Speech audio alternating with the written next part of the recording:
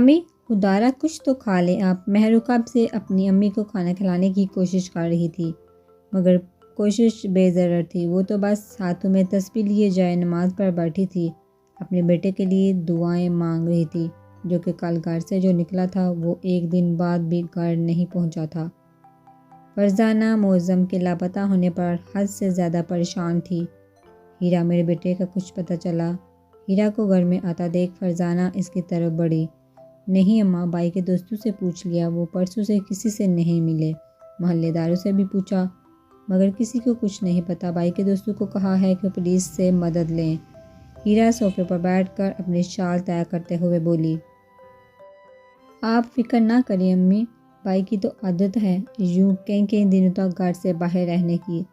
ہانیہ بھابی کے سامنے بھی تو وہ کئی دن گھر نہیں آتے تھے، پھر سے پرانا شوق چڑھ گیا ہوگا۔ ہیرا نے فریج سے پانی کی بوتل نکالی اور پانی گلاس میں نکال کر پینے کے بعد بولی، مگر وہ مجھے تو بتاتا تھا ہیرا، مجھے کچھ اچھا نہیں لگ رہا۔ میرا دل کہہ رہا ہے کہ میرا بیٹا ضرور کسی مصیبت میں ہے۔ میں ماں ہوں، ماں کا دل جھوٹ نہیں بولتا۔ فرزانہ ہیرا کے ساتھ بیٹھتے ہوئے بولی، تو اماں ڈھونڈ تو آئی ہوں میں، بھائی کے دوستوں سے کہا تو ہے کہ پولیس کے پاس جائیں، اب آپ کیا چاہتی ہیں میں اور مہرو گلی بھائی کو ڈھونڈیں؟ ہیرا چڑکا بولی۔ وقت کے ساتھ ساتھ اس کے دل میں معظم کی عزت ختم ہوتی جا رہی تھی۔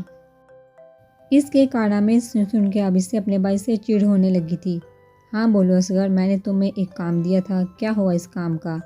وجاہت اپنے آفس میں بیٹھا سامنے بیٹھے اصغر کو دیکھ کے بولا، وجاہت صاحب، جس آدمی کی اپنے معلومات اکٹھی کرنے کا کہا تھا وہ کام ہو گیا ہے۔ اصغر وجاہت کے سوال کرنے پر مؤدبانہ انداز میں بیٹھ کر اسے سب بتانے لگا۔ سر معظم نامی یہ شخص کراچی ایک چھوٹے سے علاقے کا مکین ہے۔ گھر میں ایک ماں اور 2 کنواری بہنیں ہیں اور یہ اس گھر کا واحد مرد ہے۔ باپ کا انتقال کافی سال پہلے ہو چکا ہے۔ کچھ سالوں پہلے اس کی شادی اس کی کسی دور کی رشتہ دار سے ہوئی تھی، مگر اس نے اسے طلاق دے دی۔ طلاق کی وجہ معلوم نہ ہو سکی۔ چھوڑو اس بات کو، آگے بتاؤ۔ اصغر بول ہی رہا تھا کہ وجاہت نے اسے ٹوک دیا۔ سر، پھر یہ کسی لڑکی کے عشق میں پاگل ہو گیا۔ کہتے ہیں وہ اس کی یونیورسٹی کی دوست تھی، مگر جب اس کی نوکری گئی تو اس لڑکی نے اسے چھوڑ کر کسی امیر بوڑھے بزنس مین سے شادی کر لی۔ اس کے کچھ قریبی لوگوں کا کہنا ہے کہ اس لڑکی کے پیچھے ہی اس نے اپنی بیوی کو طلاق دی اور اپنی بیٹیوں کی شادی کے لیے جو پیسہ اس کے باپ نے چھوڑا تھا وہ بھی اس نے اس لڑکی پر خرچ کر دیا۔ آج کل بے روزگار ہے، یہ وقت پر شادی نہ کر سکا تو اس کی ایک بہن کی شادی ٹوٹ گئی تھی اور اب چھوٹی بہن کی شادی قریب ہے، مگر یہ کمائے گا تو شادی کرے گا نہ۔ اس کی ایک بہن آج کل ایک مال میں ملازمت کرتی ہے اور ماں گھر میں سلائی کرتی ہے۔ مگر سر، ایک بات ہے، اس کی ماں بہنیں بہت پریشان ہیں۔ ایک بہن تو نہ جانے کہاں کہاں ڈھونڈ چکی ہے، اس کے دوستوں سے بھی پوچھ لیا ہے اس نے۔ اصغر نے وجاہت کو ساری تفصیلات سے آگاہ کیا۔ ٹھیک ہے، جس سے یہ سب معلومات لی ہے وہ منہ تو نہیں کھولے گا نا؟ نہیں سر، میں نے اس کا منہ پیسوں سے بند کر دیا ہے اور کسی کو بھی آپ کے بارے میں کچھ نہیں پتا، تو بے فکر رہیں آپ۔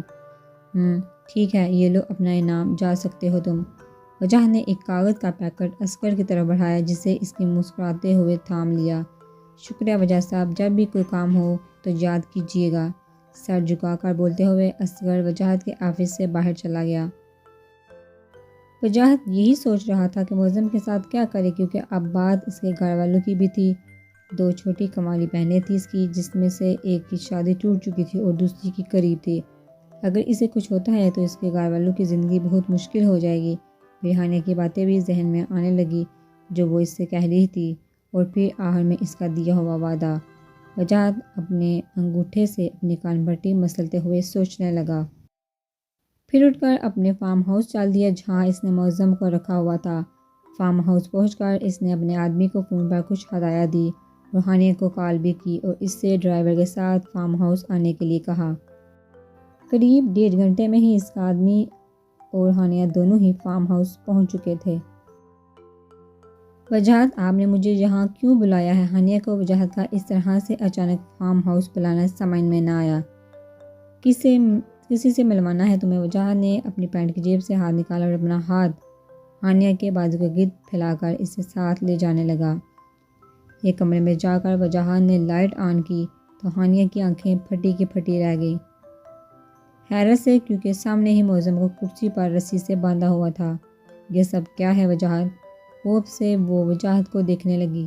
کمرے میں ایک دم سے روشنی ہونے پر معظم نے اپنی آنکھیں کھولی تو سامنے وجاہت کے ساتھ ہانیہ کو دیکھا۔ وہ ششدر رہ گیا۔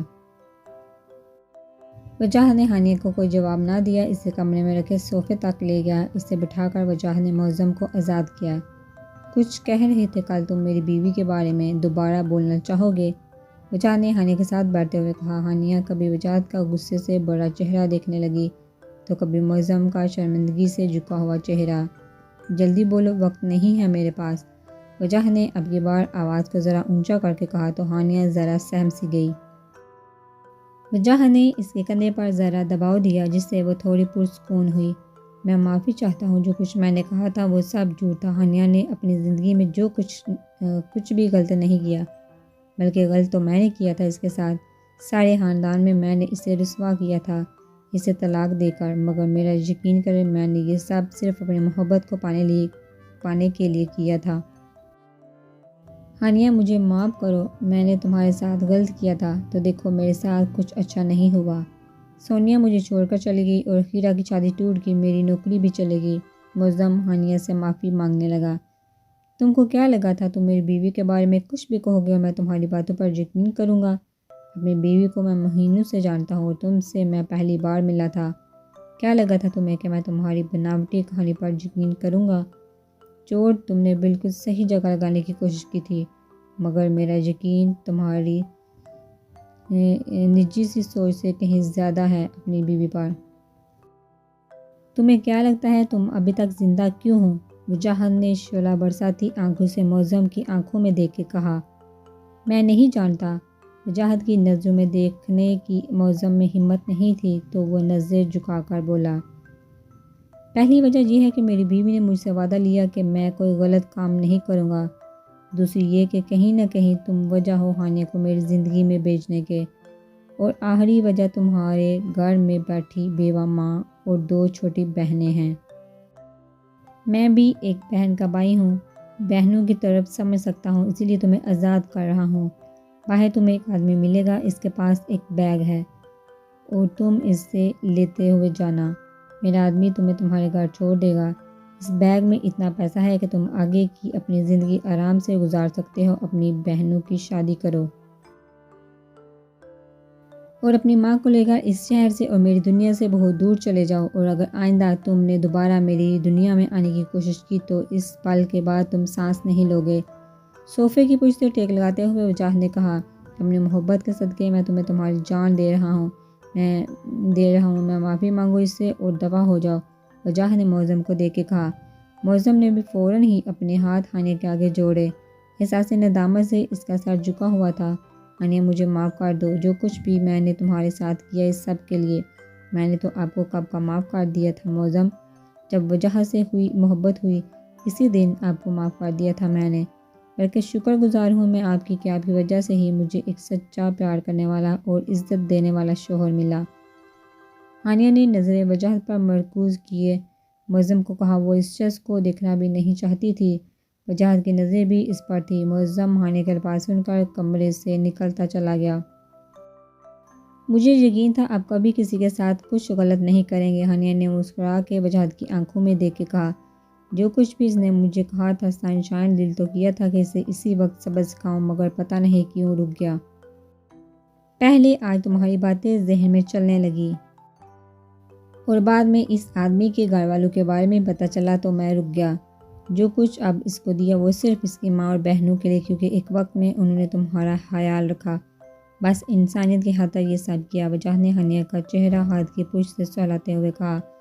ہانیہ بس مسکرا دی۔ آج اس کے دل میں وجاہت کی عزت اور بڑھ گئی تھی، محبت تو پہلے ہی اپنی جگہ بنا چکی تھی اس کے دل میں۔ دیکھتے ہی دیکھتے وہ دن بھی آ گیا جب عالم ویلا کو دلہن کی طرح سجایا گیا۔ وجاہت تو چاہتا تھا اس کی گڑیا کی شادی بہت شاندار طریقے سے ہو، مگر ہانیہ کی طبیعت کو دیکھتے ہوئے اس نے مہندی کی رسم گھر کے لان میں ہی رکھی۔ سورج کے ڈوبتے ہی عالم ویلا اپنی شان و شوکت سے جھلملانے لگا۔ زرد رنگ کے پھولوں اور سفید دانی رنگ کے پردوں اور فینسی لائٹوں سے ان کو خوبصورتی سے سجایا گیا تھا۔ مایوں کی رسم میں ہادی اور نیلم کے لیے جولے کو خوبصورتی سے گیندے کے پھولوں سے سجایا گیا۔ نیلم کو لانے کے لیے ایک راستہ بنایا گیا جسے خوبصورتی سے گیندے کے پھولوں کی پتیوں سے بھر دیا گیا۔ عالیہ بیگم نے ہلدی رنگ کا خوبصورت سوٹ پہنا ہوا تھا۔ شان صاحب اور جمشید صاحب نے سفید کاٹن کا سوٹ پہنا تھا جس کے اوپر دونوں نے ہی مہندی رنگ کی واسکٹ پہن رکھی تھی۔ مہمانوں کی آمد شروع ہو گئی اور دیکھتے ہی دیکھتے پورے عالم ولا کے لان میں لوگ اپنی اپنی نشستوں پر بیٹھ کے لڑکیوں اور لڑکوں کی ہنسی کہہ کے لان میں گونجنے لگے جو کہ ماحول کو اور بھی حسین بنا رہے تھے۔ دادو اپنے مہمانوں کے ساتھ لان میں ہی بیٹھی تھی، سب لوگ ہی ان سے احترام سے مل رہے تھے۔ ہانیہ اور نیلم بھی گھر میں ہی موجود تھی جنہیں پارلر والی تیار کر کے جا چکی تھی۔ نیلم اپنے کمرے میں بیٹھی ہلدی اور ہلکے گلابی رنگ کے لہنگے میں بھاری دوپٹہ جس پر سونے کی تاروں سے خوبصورتی سے کام کیا گیا تھا، سر پر اچھے سے سیٹ کیے گلابی رنگ کے آدھے کھلے گلاب کے پھولوں کے زیور میں پارلر والی کے ہاتھوں کی مہارت نے نیلم کو کوئی سچ مچ کی شہزادی ہی بنا دیا تھا۔ عالیہ بیگم نے اپنی نازک پلی بیٹی کو دلہن کے روپ میں دیکھا تو ان کی آنکھیں جھلکنے لگی۔ ماشاءاللہ، اللہ نزدِ بد سے بچائے۔ عالیہ بیگم نے نیلم کو پیار کر کے دل سے دعا دی۔ ہانیہ بھی اس وقت اپنے کمرے میں بیٹھی ہاتھوں میں چوڑیاں پہن رہی تھی جسے عالیہ بیگم اور دادو نے منع کیا تھا کسی بھی طرح کے پھولوں کے زیور پہننے سے۔ اورنج اور دانے رنگ سے خوبصورت لہنگا چولی میں ملبوس ہلدی رنگ کے دوپٹے کو ایک کندھے پر سیٹ کیے وہ بہت خوبصورت لگ رہی تھی۔ سنہری رنگ کے زیور پہنے وہ بھی کسی دلہن سے کم نہیں لگ رہی تھی۔ کمر پر سبزی رنگ کا کمر بند باندھا ہوا تھا جو کہ دوپٹے کے اوپر تھا۔ دوپٹہ اسے مکمل طور پر سیٹ کیا ہوا تھا جس سے ہانیہ کو چلنے پھرنے میں کوئی پریشانی نہیں ہوتی۔ بیوٹیشین کے کیے گئے میک اپ میں آج اس کا سنہری روپ الگ ہی خوبصورتی پیش کر رہا تھا۔ آج بالوں کو بھی اس نے سائیڈ بریڈ کے سے سٹائل میں بنوایا تھا۔